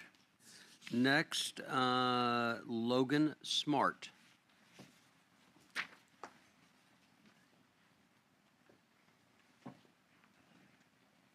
Thank you all for giving us this opportunity to come and speak to you all about this. My name is Logan Smart. I'm a wetland ecologist by trade. I also own a waterfowl outfitting business outside of East Menard, Eagle Lake area, southwest of Houston. So back in 2021, Texas Parks and Wildlife kind of started this initial conversation of like, what are we going to do about the snow goose? We kind of dropped bag limits. We started talking about what are we going to do about the conservation order. In response to that initial conservation, I attended the 2022 Arctic Goose Joint Venture conference that was hosted by Parks and Wildlife staff and advisory committee staff down in Corpus Christi. The Arctic Goose Joint Venture is a joint venture with a specific goal of improving scientific understanding and management of North American geese. That is their stated goal. They hosted a conference here. I took the opportunity. I attended this to get an understanding of the data behind the proposed changes, as well as have an opportunity to meet Texas Parks and Wildlife staff and discuss this with them. I knew who Kevin was, I knew who James Morrell was. I just never had the opportunity to meet the gentlemen and talk to them in person. From this conference, I would really like to highlight 3 things that were spoken at the conference, and then 1 thing that was published further by the Arctic Goose Joint Venture.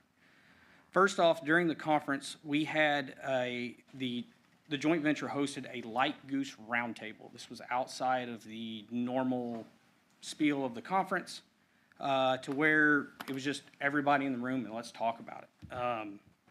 During this, during which regulators from different states and provinces, there were folks from Canada here as well, and provinces were asked about opting out of the conservation order.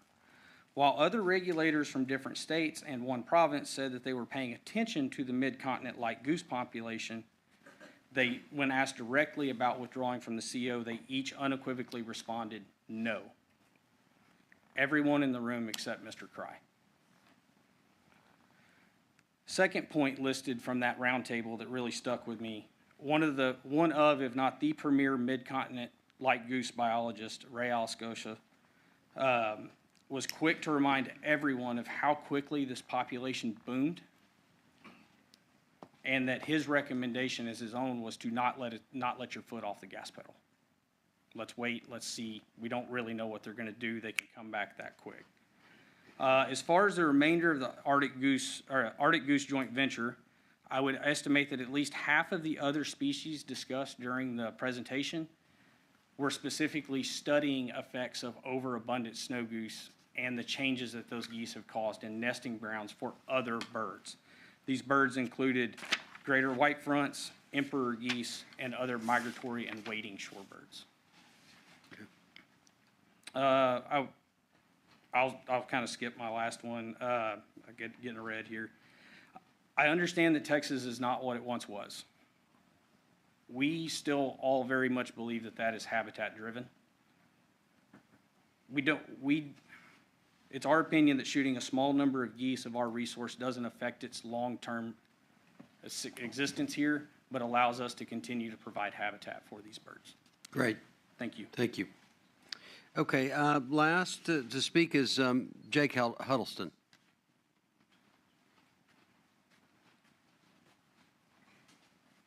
Thank you. Good morning. I'm going to try to do this simple.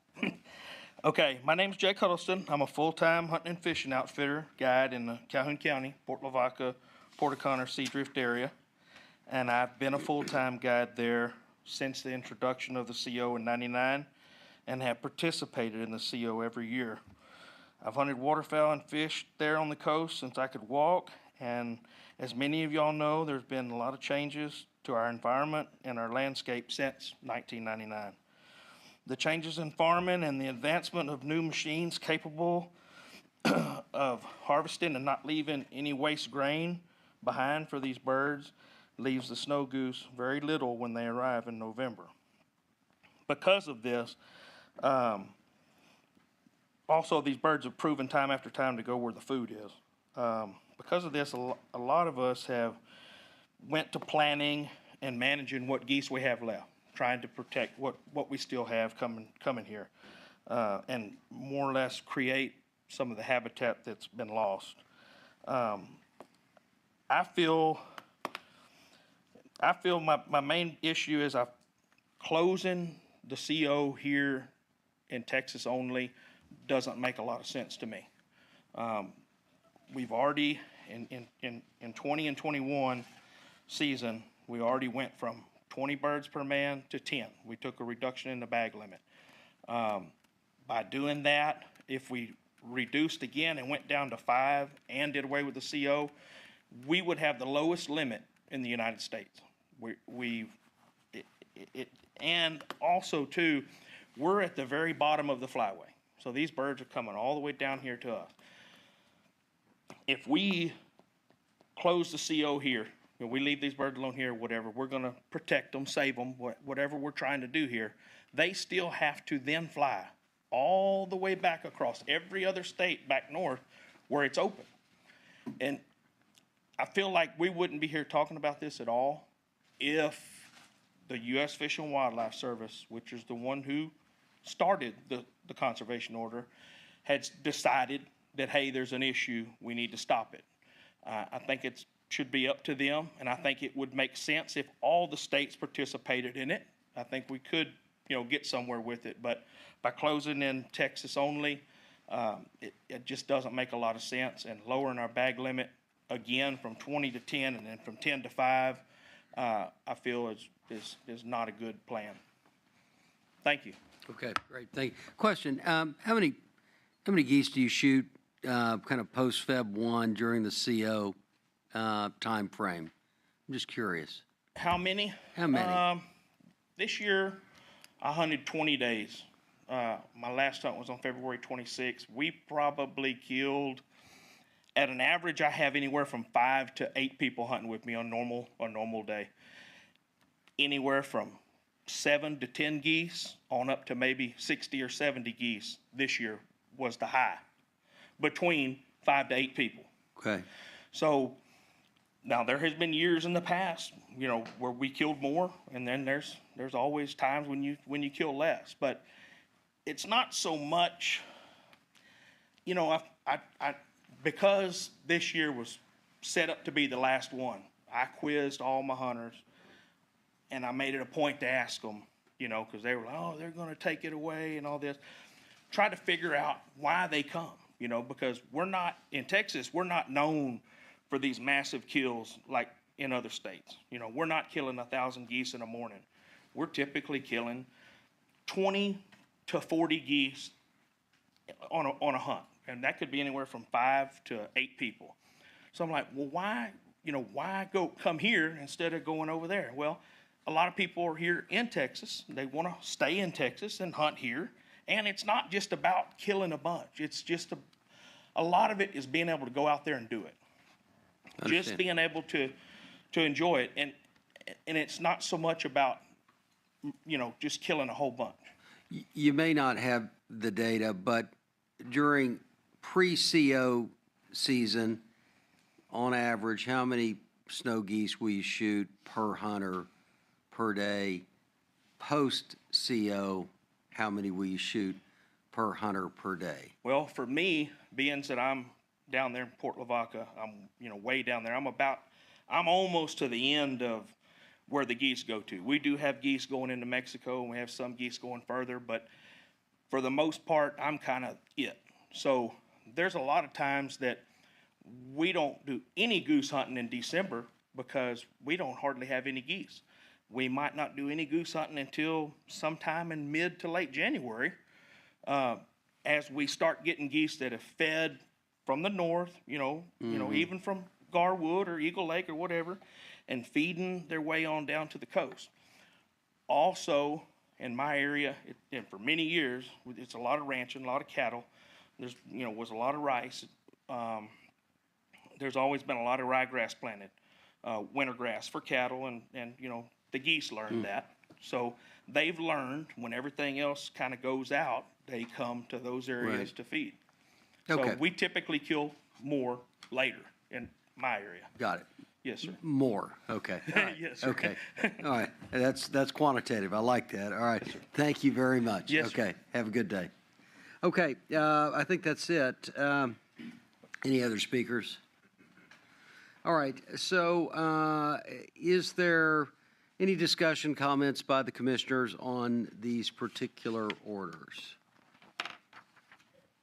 Commissioner Bell, I guess it's for Mr. Fitzsimmons. The trying to understand, and we had this conversation a little bit yesterday during the work session, but there's the idea of what are the actual numbers that we're seeing, and then we have the comments about part of its impact of maybe less impact of hunting, more impact of habitat, but at the end of the day, the numbers also have to be part of the issue. So is there any, aside from what you propose, is there any other middle ground that you see? Well, if I may, and Owen Fitzsimmons for the record, for the department. I'd like to, if I could clear up a couple things. I think that we're getting kind of, that maybe I didn't clear up yesterday very well. Harvest is not having an impact on decreasing this population. That's true. But what is pressure. And so these birds, like these gentlemen mentioned, from Texas to the Arctic, where there's subsistence harvest, all the way back down, essentially year-round, these birds are extremely pressured, more than any other game bird in North America.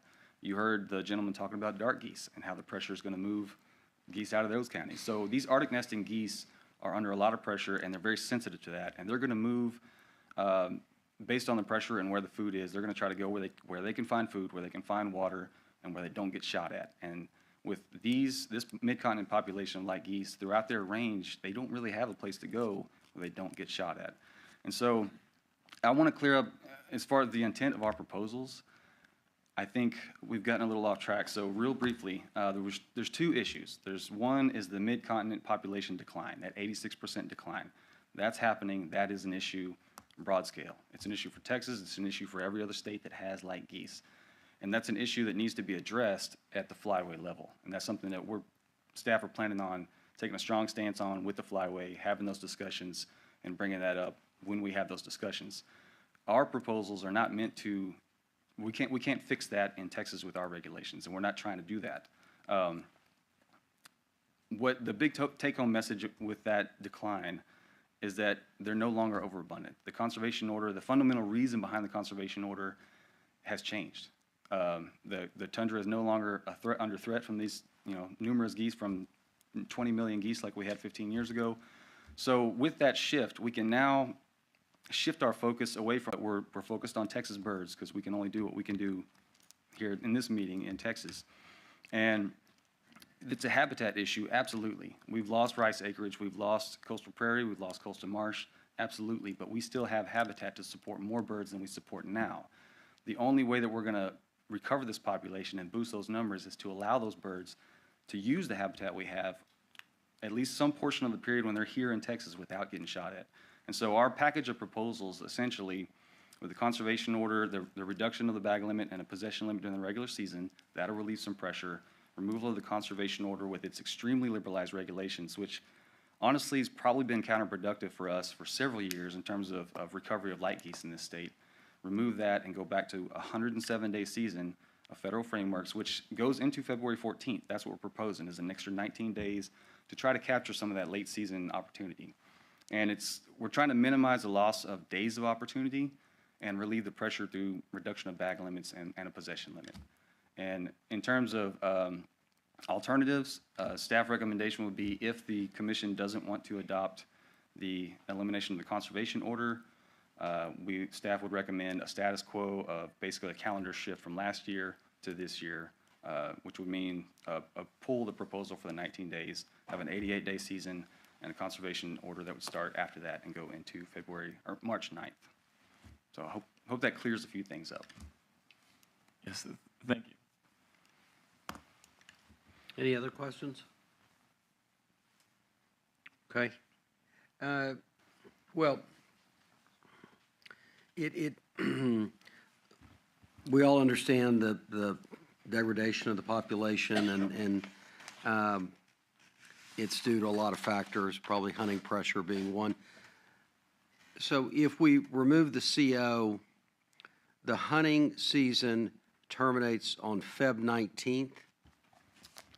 No, sir. With the removal of the conservation order, a status quo calendar shift would mean that we would end in the eastern zone on January 26th.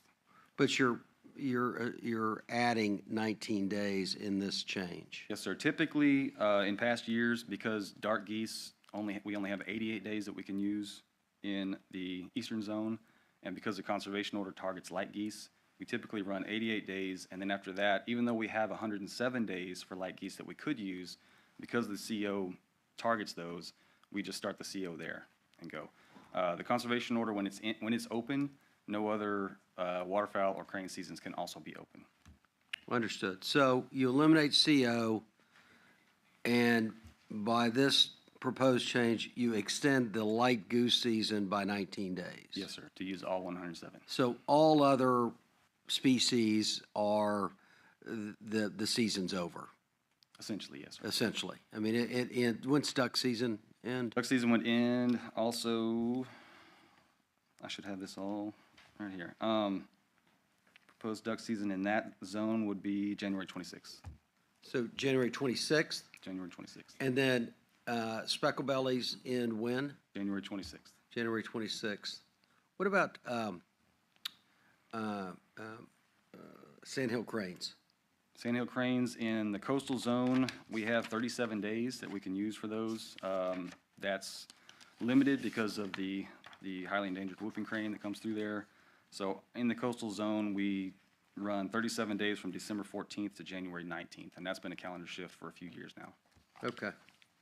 So by these changes, the reality is, we're extending the light goose season, and instead of an unlimited bag, you'll have a bag limit of 5 through Feb 19th. Yes, Feb 14th. Feb It'll be 14th. 19 days, yes, sir. Feb 14th. So you're giving hunters in that February timeframe more time to hunt, giving the outfitters more opportunity for revenue, all of these things. Okay. And once again, with the CO eliminated, plugs come back in the gun, no electronic calling, all of that. Yes, sir. Okay, got it. Got it. And if you adopt, it would be a possession limit of 3 times the daily bag, like all other migratory game birds. Say that again? If you choose to adopt the other part of this proposal package, Yes. that would be the standardized possession limit of 3 times the daily bag, like we have for all other migratory game birds, because currently we don't have a possession limit even during the regular season on light geese. Okay, got it. Okay. All right, well, I'm satisfied, if everyone else is, that these proposed changes are adequate and appropriate, and so do I have a motion for approval? Is there a second? Bell seconds. All in favor, please say aye. Aye. Any opposed? Hearing none, motion carries. Thank you very much. Okay, well done. All right, action item number 3, petition exchange and conveyance of land, Marion County, approximately 90 acres at Caddo Lake Wildlife Management Area. Mr. Stan David. Good morning, Mr. Chairman, Commissioners. For the record, I'm Stan David with the Land Conservation Program. This presentation will discuss the partition exchange and conveyance of land in Marion County. It's approximately 90 acres at the Caddo Lake Wildlife Management Area. It's northeast Texas, close to Louisiana border. It's kind of northeast of Marshall, city of Marshall. The WMA is approximately 8,900 acres. On this map, it's outlined in gold. The Caddo Lake State Park is there on the very bottom of the map, outlined in yellow. It's close to 500 acres. Caddo Lake State Park is a civilian conservation corps park developed in the 1930s. The Caddo Lake WMA was created in 1997 from land on the north side of Big Cypress Bayou, Caddo Lake, that had been added to the state park over time. Today, the WMA consists of approximately 8,900 acres of open water swamps, floodplain, slope, and upland forest. The WMA is a popular destination for hunting, fishing, and nature watching. The Goat Island unit of the WMA covers roughly 900 acres, consists of particularly significant habitat, and is a favorite destination for hunters. TPWD had shared provisional use of the only road that provides overland access to Goat Island with that neighboring family. Anomalies in the chain of title for the WMA and the neighboring property have complicated delineating the exact boundaries on the ground, and TPWD historically shared road use only through a handshake agreement with the neighboring family. Several years ago, the family denied road access to TPWD staff and the public. The commission was briefed starting in 2020 and against last meeting and this meeting, an executive session regarding efforts to reestablish overland access to Goat Island. The commission directed staff to attempt an amicable resolution of boundary disputes with a priority on securing permanent access to Goat Island and establishing good relationships with neighboring property owners. TPWD currently owns an undivided 75% interest in what is known as the Chew Tract. A boundary survey of the Chew Tract was completed in 2022. Currently, undivided interest owners have agreed to sell remaining interest to TPWD or participate in a voluntary partitioning of the Chew Tract.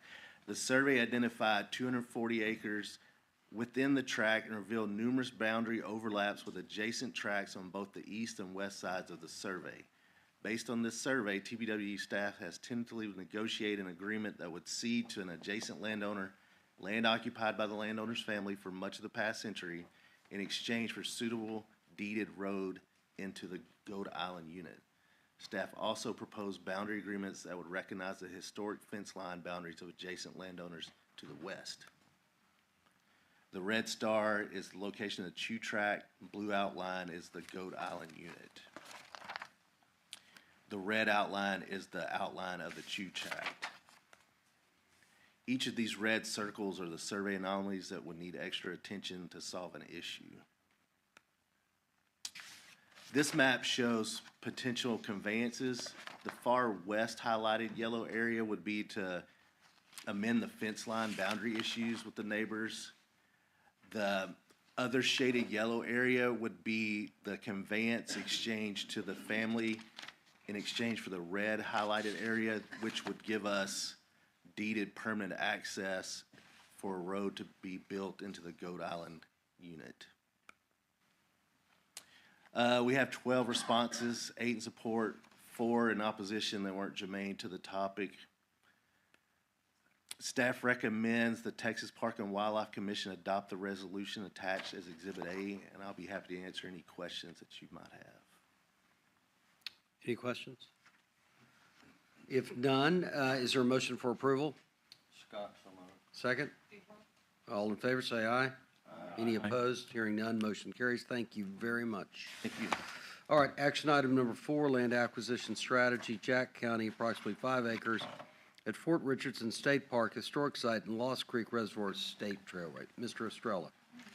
Thank you. Good morning, Mr. Chair, Commissioners. For the record, my name is Jason Estrella with the Land Conservation Program.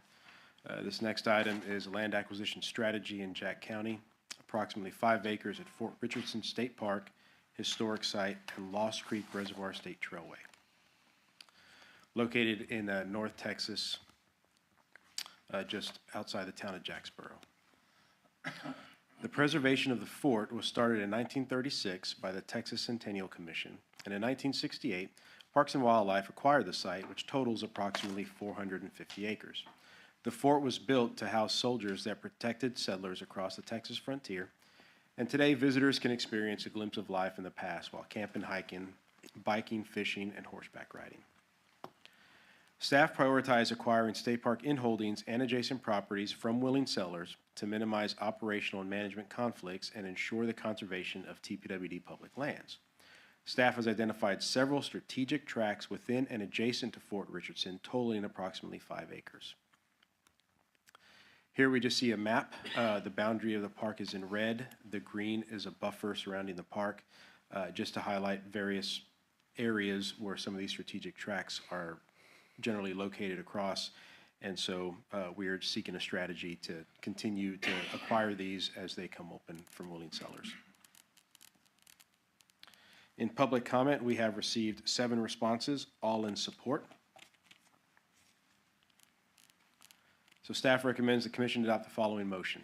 The Texas Parks and Wildlife Commission authorizes the executive director to take all necessary steps to acquire strategic state park inholdings and adjacent tracts at Fort Richardson State Park, historic site, and Lost Creek Reservoir State Trailway. Happy to answer questions. Any questions for Mr. Estrella? If not, is there a motion for approval? Is there a second? All in favor, please say aye. Aye. Any opposed? Hearing none, motion carries. Thank you. Action item number 5, disposition of land, Blanco County, approximately 0.38 acres at Blanco State Park. Mr. Estrella, you're up again. Thank you. For the record, my name is Jason Estrella with the Land Conservation Program, and this is disposition of land in Blanco County, approximately 0.38 acres at Blanco State Park, located in Blanco County in the city of Blanco. The 90-acre park straddles the Blanco River for more than 2 miles within the city. It was acquired in the 1930s and is very popular with visitors, allowing access to the clear waters of the Blanco River for swimming, tubing, picnicking, and enjoying a picturesque hill country stream.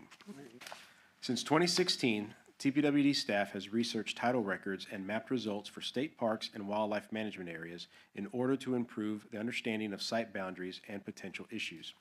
Staff's research of Blanco State Park found no proof of TPWD ownership of a 0.38 acre tract on the east side. Recently, the city reached out to the department with documentation proving city ownership of the subject tract and requested that the department works with the city to resolve ambiguities in the property records. A quitclaim deed from the department to the city will clarify that the city owns the property and dispose of any future claim the department may have to the property. Staff believes that the disposition of this tract will not affect park operations. Here we see an area map with a state park boundary in red. On the far east side is the proposed disposition area in yellow. And here is a close-up of that 0.38 acre tract. For public comment, we have received 11 responses, 6 in support, 5 in opposition. Opposition comment left simply states this is bad optics as the city recently approved a subdivision nearby. Staff recommends that the Commission adopt the following motion. Parks and Wildlife Commission adopts the resolution attached as Exhibit A. I'm happy to answer any questions. Any questions? If not, is there a motion for approval? Scott, so moved. Second? Is there a second? Abel, second. All in favor, please say aye. Aye. Any opposed? Hearing none, motion carries. Action item 6, grant of easement, Tom Green County, approximately 0.05 acres at the San Angelo Fish Hatchery. Thank you. For the record, Jason Estrella, Land Conservation Program, grant of easement, Tom Green County, approximately 0.05 acres at the San Angelo Fish Hatchery, located in Tom Green County in the city of San Angelo. The fish hatchery, located along the banks of the South Concho, was constructed in 1930 and originally consisted of 34 ponds and then later expanded to 40. The facility serves as administrative office for department staff located in San Angelo.